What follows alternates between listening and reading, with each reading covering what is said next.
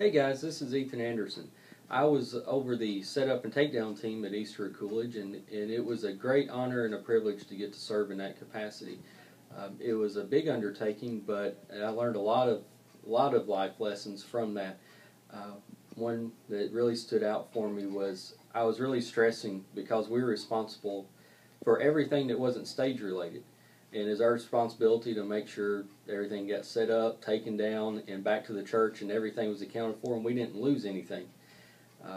So as time went on, I got to thinking about it, and got to stressing and worrying, and of course I kept telling God about it. And I think after a while, He finally got tired of hearing me whine and complain.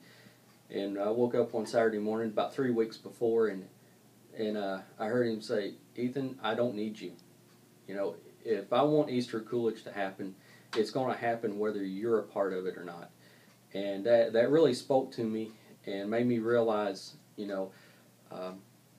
that I wasn't following my life verse, which is Proverbs 3, 5, and 6. Trust in the Lord with all thine heart, and lean not into thine own understanding. In all thy ways acknowledge Him, and He shall direct our paths.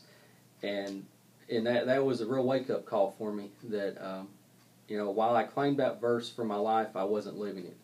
And that after, I told the Lord how sorry I was for doubting and not trusting and believing, I felt a real peace come over me and realized, hey, everything's going to be okay.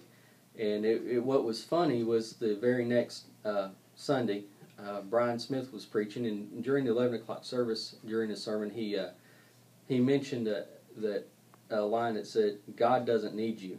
And that, again, that spoke to me loud and clear. And when I relayed that to Brian, he mentioned that was the only service that he said that in.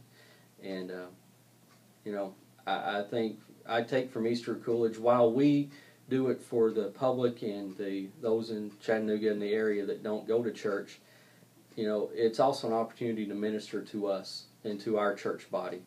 And thanks for letting me talk to you about my experience.